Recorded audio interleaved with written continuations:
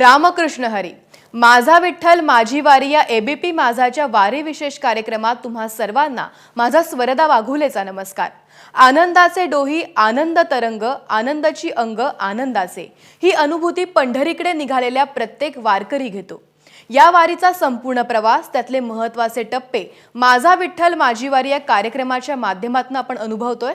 चला तर मग सुरुवात करूयात या आजच्या प्रवासाला.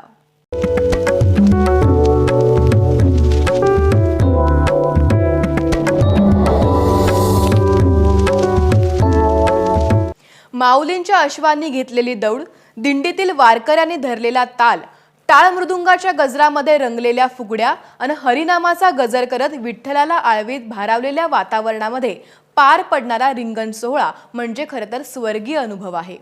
वारीच्या वाटेवरच्या बेलवडीमध्ये पार पडणारं हे पहिलं रिंगण नेमकं कसं असतं, कसा रंगतो हा सगळा सोहळा जाणून घेतलेला आहे आमचे प्रतिनिधी सुनील दिवाण यांनी.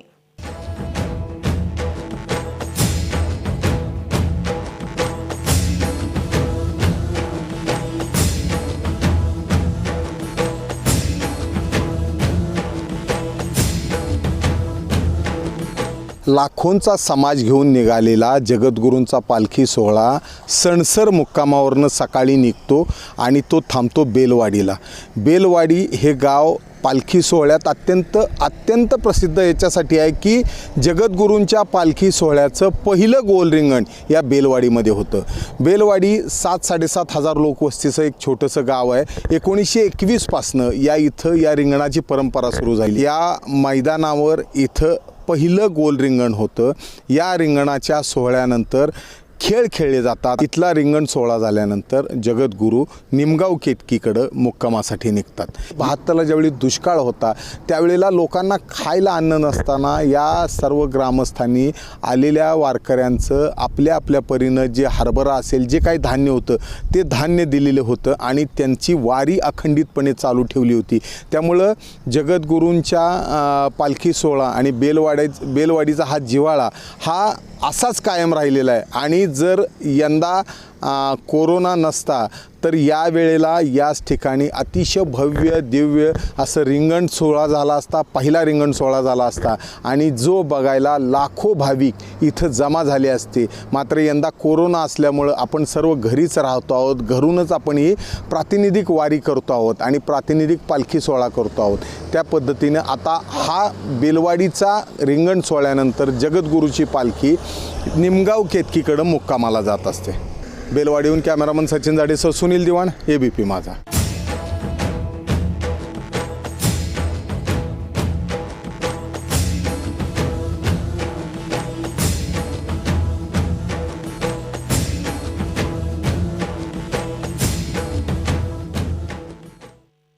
तर अशा या रिंगण सोहळ्यामध्ये हरिनामाच्या गजरात आसमंत दुमदुमून जातो आणि या आल्हाददायी वातावरणामध्ये लाखोंचा जनसागर हा सोहळा याची देही याची डोळा अनुभवतो. यानंतर दुसरीकडे तरड गावाहून निघालेली माऊलींची पालखी फलटण नगरीमध्ये मुक्कामी असते. तिथं देखील मोठ्या उत्साहामध्ये आणि भक्तिभावामध्ये माऊलींच्या पालखीचं स्वागत केलं जातं. त्यावेळेला ही फलटण नगरी नेमकी कशीच असते, कसा असतो तिथला उत्सव आपण जाणून घेऊयात. रामकृष्ण हरी. माऊली, आज आपण फलटण नगरीत आहोत. फलटण नगरीत माऊलींच्या पालखीचा आज मुक्काम असतो आणि राजघराण्याच्या वतीनं जसं माऊलींच्या पालखीचं स्वागत केलं जातं, अगदी त्याचप्रमाणे फलटण नगरपालिकेच्या वतीनं सुद्धा मोठ्या प्रमाणात आणि मोठ्या उत्साहात माऊलींच्या पालखीचं स्वागत केलं जातं. आपल्यासोबत फलटणचे उपनगराध्यक्ष आहेत नंदकुमार भोईटे. त्यांच्याकडनं आपण जाणून घेऊयात नगरपालिकेच्या वतीनं नेमकं स्वागत कसं केलं जातं आणि विशेष म्हणजे ते स्वतः सेवेकरी आहेत. गेल्या अनेक वर्षांपासून ते माऊलीची सेवा करतात, तेव्हा त्यांच्या नेमक्या भावना काय आहेत? भोईटे सर, नेमक्या काय भावना आहेत आता की माऊलींची पालखी येऊ शकत नाही फलटण नगरीमध्ये आणि तो सोहळा पुन्हा एकदा अनुभवता येत नाही आहे? पालखी गेल्या वर्षीपासून गेले 2 वर्ष पालखी येत नाही. हा सोहळा बंद झालेला आहे. पण खूप त्रासदायक आणि असा मनाला विषण्ण करून जातो की ह्या सोहळ्याला या पालखी मार्गावर की नगरपालिकेच्या वतीने स्वागत आम्ही नाक्यावर करतो. त्याची पालखीची मोठ्या प्रमाणात व्यवस्था आहे आणि पालखीचा मी सेवेकरी आहे. म्हणजे मला ती पालखीची सेवा करण्यात जो आनंद मिळतो तो कशातच मिळाला नाही. ही पालखी ही चालू होणे आणि पालखीचा उत्सव होणं हे गरजेचं आहे. आणि पालखी येत नाही त्यामुळं आता आम्हाला म्हणजे करमत नाही की असं भकासपणा जाणवतो. पण 2 दिवस कसे जातात कळत नाही. त्याच्यात आधी 8 दिवस आम्हाला त्याचं नियोजन करण्यात जातात. तर ते आम्हाला संधी परत मिळालेली नाही. तर ती परत मिळावी अशी आमची अपेक्षा आहे. दरवर्षी ज्यावेळेस माऊलींची पालखी फलटण नगरीत येते त्यावेळेस पालिकेच्या वतीने नेमकं काय तयारी केली जाते? पालिकेच्या वतीने नाक्यावर आम्ही पालखीचं स्वागत करतो. त्यानंतर वाहनतळावर सगळी त्याची व्यवस्था, सगळ्या तंबूंची व्यवस्था, लाईट व्यवस्था आणि टॉयलेटची सगळी व्यवस्था ही नगरपालिका उत्तम प्रकारे करत आहे. आणि त्यानंतर पालखी गेल्यानंतर दुसरे 2 दिवस त्याच्यावर फलटण नगरपालिकेतले कर्मचारी आणि शाळेची मुलं असे साफसफाई आम्ही करतो नेहमी. आणि मूळ म्हणजे ह्या चौकामध्ये मला पालखी उत्सव होणे हा फार गरजेचा विषय आहे. आणि त्याच्या नाही निघत पालखी त्यामुळं दुःख होतं. बरोबर आहे, पालखी येत नाही त्यामुळे दुःख होतं आहे आणि पुन्हा एकदा तो उत्सव अनुभवता यावा अशीच अपेक्षा उपनगराध्यक्षांनी व्यक्त केलेली आहे. कॅमेरामन अरविंद वारखेंसह मी निलेश चव्हाण, ABP माझा, फलटण. तर फलटण नगरीमध्ये पालखी दाखल झाल्यानंतर नाईक निंबाळकर देवस्थान ट्रस्टकडनं या पालखीची विधिवत पूजा अर्चा केली जाते. या नाईक निंबाळकर देवस्थान ट्रस्टचे अध्यक्ष रामराजे नाईक निंबाळकर यांच्याकडून या उत्सवाची परंपरा आम्ही जाणून घेतलेली आहे. आपण पाहूयात. रामकृष्ण हरी. माऊली, सध्या आपण आहोत फलटण नगरीमध्ये आणि या फलटण नगरीमध्ये आज माऊलींच्या पालखीचा मुक्काम असतो. जर माऊलींची पालखी निघाली असती तर राजघराण्याच्या वतीनं आज माऊलींचं भव्य असं स्वागत करण्यात आलं असतं. परंतु आज माऊलींची पालखी नाही आहे, पण राजघराण्याच्या वतीनं नेमकं माऊलींच्या पालखीचं स्वागत कसं केलं जातं आणि त्याचबरोबर नाईक निंबाळकर देवस्थान ट्रस्टच्या वतीनं कशा पद्धतीनं स्वागताची तयारी केली जाते याविषयी आपण जाणून घेणार आहोत. आपल्यासोबत आहेत विधान परिषदेचे सभापती रामराजे नाईक निंबाळकर आणि त्याचबरोबर ते आहेत नाईक निंबाळकर देवस्थान ट्रस्टचे अध्यक्षसुद्धा. तेव्हा त्यांच्याकडनं आपण हे जाणून घेऊयात. राजे, स्वागत आहे तुमचं ABP माझामध्ये. नेमकी कशा पद्धतीनं माऊलींच्या स्वागताची तयारी नाईक निंबाळकर देवस्थान ट्रस्टच्या वतीनं केली जाते? आमचं सुदैव आहे की आम्ही पंढरपूरच्या वाटेवर आहोत असं म्हणलं तरी काही वाव होणार नाही. त्यामुळे माऊलीचं दर्शन फलटणकर जनतेला, आसपासच्या जनतेला व्हावं अशी माऊलीचीच इच्छा असणार असं दिसतं एकंदरीत. त्यामुळे तरडगावावरनं आल्यानंतर तिथं पहिले चांदोबाचा माळा असतो, तिथं उभं रिंगण होतं. तेवढं संपल्यानंतर त्या फलटण हद्दीत माऊलीचं आगमन होतं. तेव्हा पहिल्यांदा फलटण नगराध्यक्ष त्याचं स्वागत करतो आणि मी स्वतः नगराध्यक्ष असल्यामुळे तो सन्मान मला मिळाला. 5 वर्ष मी माऊलींचं स्वागत केलेलं आहे. त्याच्यानंतर हे पद सोडलं तरी आज ज्याच्या परंपरेचा तुम्ही उल्लेख केलेला आहे हे माऊली आणि नाईक निंबाळकर देवस्थान ट्रस्ट, इथं आमचे ज्ञानेश्वराच्या पादुका आहेत, याही माऊलीबरोबर आळंदीला प्रस्थान करतात. ही कोविडची अनाकलनीय जी गोष्ट घडलेली आहे त्याच्यामुळे सगळं जग एका वेगळ्या अवस्थेत गेलेलं आहे. आपल्या रीतिरिवाजाला, धर्माला, परंपरेला, प्रथेला कुठेतरी आपल्याला मोड घालायला लागलेले आहेत. विठुरायांच्याकडे प्रार्थना करायची असेल, ज्ञानेश्वर माऊलींच्याकडे जर प्रार्थना करायची असेल तर ह्या कोविडच्या सर्व संकटातनं लवकरात लवकर आम्हाला मुक्त करून आपलं दर्शन घडावं अशीच माझी प्रार्थना राहील. नक्कीच कोविडचं हे संकट लवकरात लवकर दूर व्हावं आणि पुन्हा एकदा पंढरीची वारी आधीसारखीच आपल्याला अनुभवता यावी असं मत मांडलेलं आहे ते रामराजे नाईक निंबाळकर यांनी. कॅमेरामन अरविंद वारखेंसह मी निलेश चव्हाण, ABP माझा, फलटण. महाराष्ट्राला लाभलेल्या संत परंपरेतील श्रेष्ठ संत कवी म्हणून ओळख असलेले संत म्हणजे संत एकनाथ. आपल्या शब्दामृतानं मराठी भाषेला समृद्ध आणि श्रीमंत करण्याचं कार्य एकनाथांनी केलंय. नाथांच्या भारुडामध्ये विषयांची विविधता अनुभवायला मिळते. याच संत एकनाथांचा जीवन प्रवास जाणून घेऊयात डॉक्टर जयवंत बोधले महाराज यांच्याकडनं. रामकृष्ण हरी. तुम्ही संत माय बाप कृपावंत, कायमी पतित कीर्तिवानो, अवतार तुम्हा धरा या कारण, उद्धरा या जनजड जीवा. जगद्गुरु संत तुकाराम महाराजांनी या अभंगामध्ये जे संतांचं वर्णन केलं आहे त्याच्यामध्ये जो कृपावंत शब्द आहे हा फार महत्त्वाचा आहे. पैठणमध्ये संत एकनाथ महाराजांच्या चरित्राचा विचार करताना कृपावंत नाथ महाराज किती होते हे आपल्याला त्यांच्या चरित्रामधून दिसून येतं. 15व्या शतकामध्ये नाथ महाराजांचा अवतार ज्या घराण्यामध्ये होतोय ते घरही अत्यंत पवित्र अशा पद्धतीचं घराणं. संत भानुदास महाराजांचं हे घराणं की ज्या भानुदास महाराजांनी भगवान श्री पांडुरंग परमात्म्याची सेवा अखंड पद्धतीने केलेली आहे. नव्हे कर्नाटकातून पांडुरंगाला स्वतः घेऊन येऊन पंढरपुरामध्ये वारकऱ्यांच्या करिता अखंड तो दरवाजा उघडा ठेवलेला आहे.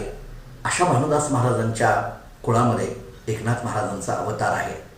एकनाथ महाराजांचं बालपण, एकनाथ महाराजांचं तारुण्य आणि एकनाथ महाराजांची प्रौढावस्था असा जरी व्यवहाराच्या दृष्टीने टप्प्याटप्प्याने आपण विचार करत निघालो तरी ते चरित्र आघाद अशा पद्धतीचं चरित्र आहे. नाथ महाराजांना बालपणापासूनच असलेली वारकरी संप्रदायाची आवड, भजनाची गोडी, अभ्यासाची आवड ही नाथ महाराजांच्या चरित्राच्या अनुषंगाने महत्त्वाची नीतिमूल्य आहेत असं म्हणायला हरकत नाही. पुढं संसार गिरजाबाईंच्या बरोबरचा सुरू होतो. जनार्दन स्वामींची कृपा होते आणि मग ब्रह्मानुभूतीनंतरचं नाथ महाराजांचं आयुष्य एक वेगळ्या पद्धतीचं आयुष्य. नाथ महाराजांच्या चरित्रामध्ये एक महत्त्वाचा विशेष असा आहे की खूप विपुल अशा पद्धतीचं वाङ्मय नाथ महाराजांच्या नावावर आहे. म्हणजे नाथ महाराजांचं भागवत काय, नाथ महाराजांचं रामायण काय, नाथ महाराजांची अभंगगाथा काय, नाथ महाराजांची भारुडं प्रसिद्ध अशा पद्धतीचे आहेत. ज्या एकनाथ महाराजांच्या घरी भगवंतानी 36 वर्ष कामं करावी असं नाथ महाराजांचं एक अलौकिक अशा पद्धतीचे चरित्र. एखाद्याने पान खाऊन थुंकावं पण नाथ महाराजांनी मात्र त्याला हसतमुखाने कृपाप्रसादच त्याच्यावर द्यावा. हे नाथ महाराजांचं शांततेच्या संबंधाने असलेलं चरित्र. मला भागवतातली एक ओवी आठवते. जरी प्राणांत केला अपकार तरी नमने हा दुष्ट नर, अपकार्या करी अति उपकार प्रशांता प्रकार या नाव. ही नाथ महाराजांची जी ओवी आहे ती ओवी म्हणजे जणू काही शांततेची व्याख्याच आहे. त्याच नाथ महाराजांना आपण शतशः वंदन करत असताना ती परंपरा आजही नाथवंशजाकडून फार मोठ्या दिमाखाने सांभाळली जाते. अतिशय उज्ज्वल पद्धतीची ही परंपरा, काटेकोर पद्धतीने ते नियम आज नाथ परंपरेकडून सांभाळले जातात. एकनाथ महाराजांच्या चरणी नतमस्तक होत असताना एकनाथ महाराजांच्या कृपेने आमच्या अंतःकरणामध्ये ती निर्व शांतता प्राप्त व्हावी, आमच्या अंतःकरणामध्ये ते समाधान प्राप्त व्हावं आणि नाथ महाराजांची वारी आमच्याकडून आयुष्यभर अखंड होत राहावी एवढीच प्रार्थना या ठिकाणी करेल. रामकृष्ण हरी. माझा विठ्ठल माझी वारी या कार्यक्रमात वेळ झालेली आहे विश्रांतीची. पाहत रहा एबीपी माझा.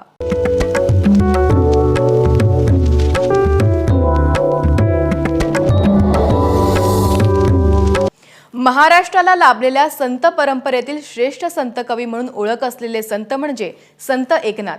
आपल्या शब्दामृतानं मराठी भाषेला समृद्ध आणि श्रीमंत करण्याचं कार्य एकनाथांनी केलंय. नाथांच्या भारुडामध्ये विषयांची विविधता अनुभवायला मिळते. याच संत एकनाथांचा जीवन प्रवास जाणून घेऊयात डॉक्टर जयवंत बोधले महाराज यांच्याकडनं. रामकृष्ण हरी.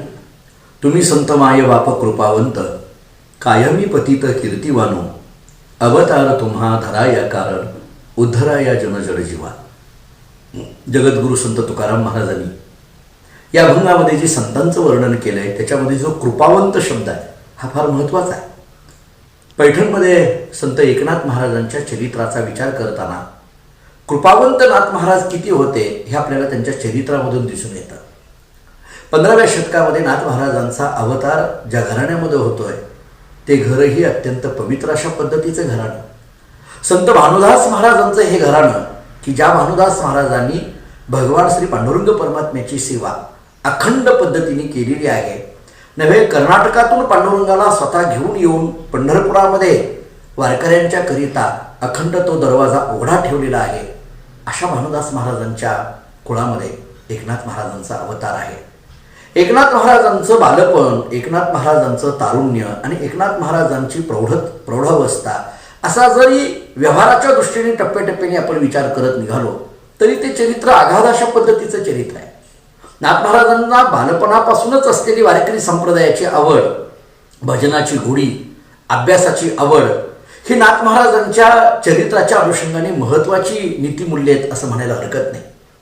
पुढं संसार गिरजाबाईंच्या बरोबरचा सुरू होतो. जनार्दन स्वामींची कृपा होते आणि मग ब्रह्मानुभूतीनंतरचं नाथ महाराजांचं आयुष्य एक वेगळ्या पद्धतीचं आयुष्य. नाथ महाराजांच्या चरित्रामध्ये एक महत्त्वाचा विशेष असा आहे की खूप विपुल अशा पद्धतीचं वाङ्मय नाथ महाराजांच्या नावावर आहे. म्हणजे नाथ महाराजांचं भागवत काय, नाथ महाराजांचं रामायण काय, नाथ महाराजांची अभंगगाथा काय, नाथ महाराजांची भारुडं प्रसिद्ध अशा पद्धतीचे आहेत. ज्या एकनाथ महाराजांच्या घरी भगवंतानी 36 वर्ष कामं करावी असं नाथ महाराजांचं एक अलौकिक अशा पद्धतीचे चरित्र. एखाद्याने पान खाऊन थुंकावं, पण नाथ महाराजांनी मात्र त्याला हसतमुखाने कृपाप्रसादच त्याच्यावर द्यावा. हे नाथ महाराजांचं शांततेच्या संबंधाने असलेलं चरित्र. मला भागवतातली एक ओवी आठवते. जरी प्राणांत केला अपकार, तरी नमने हा दुष्ट नर, अपकार्या करी अति उपकार, प्रशांता प्रकार या नाव. ही नाथ महाराजांची जी ओवी आहे ती ओवी म्हणजे जणू काही शांततेची व्याख्याच आहे. त्याच नाथ महाराजांना आपण शतशः वंदन करत असताना ती परंपरा आजही नाथवंशजाकडून फार मोठ्या दिमाखाने सांभाळली जाते. अतिशय उज्ज्वल पद्धतीची ही परंपरा, काटेकोर पद्धतीने ते नियम आज नाथ परंपरेकडून सांभाळले जातात. एकनाथ महाराजांच्या चरणी नतमस्तक होत असताना एकनाथ महाराजांच्या कृपेने आमच्या अंतःकरणामध्ये ती निर्व शांतता प्राप्त व्हावी, आमच्या अंतःकरणामध्ये ते समाधान प्राप्त व्हावं आणि नाथ महाराजांची वारी आमच्याकडून आयुष्यभर अखंड होत राहावी एवढीच प्रार्थना या ठिकाणी करेल. रामकृष्ण हरी. माझा विठ्ठल माझी वारी या कार्यक्रमात वेळ झालेली आहे विश्रांतीची. पाहत रहा एबीपी माझा.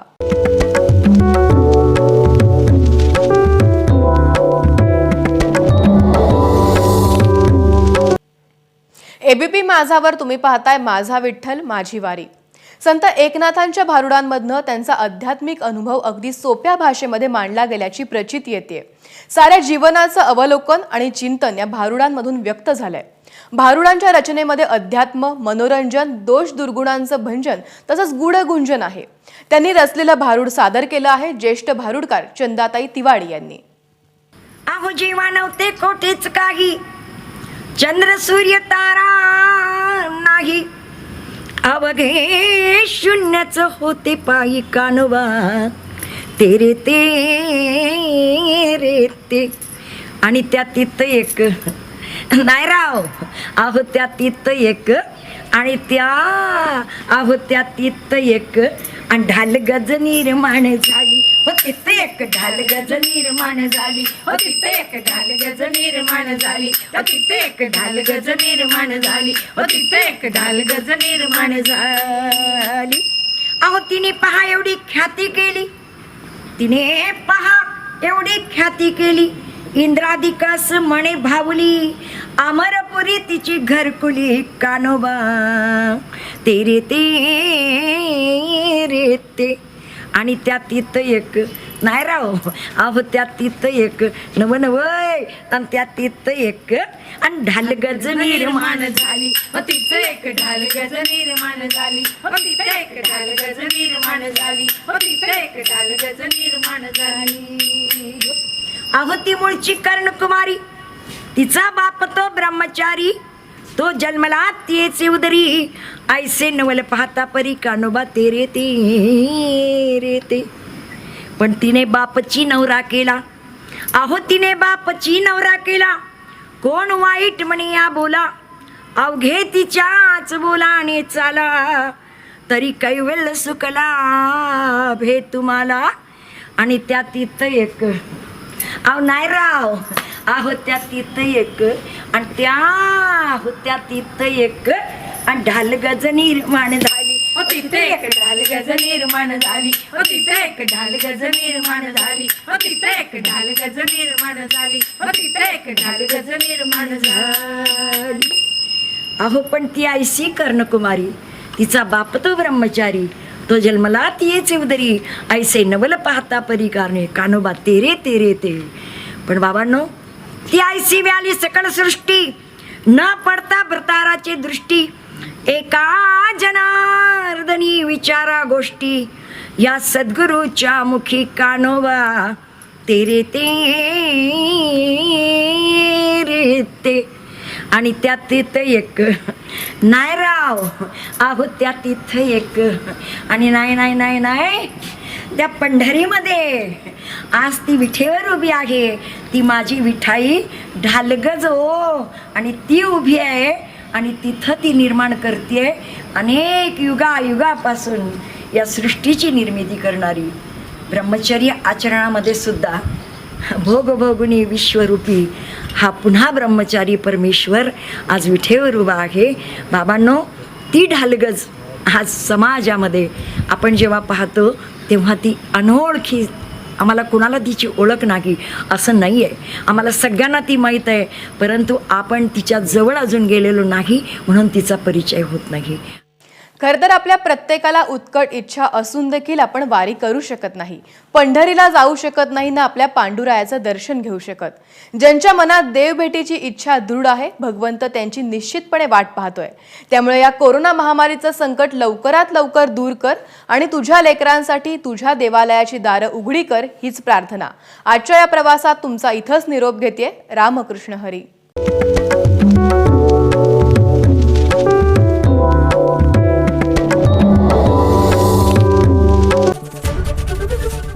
एबीपी माझा, उघडा डोळे बघा नीट.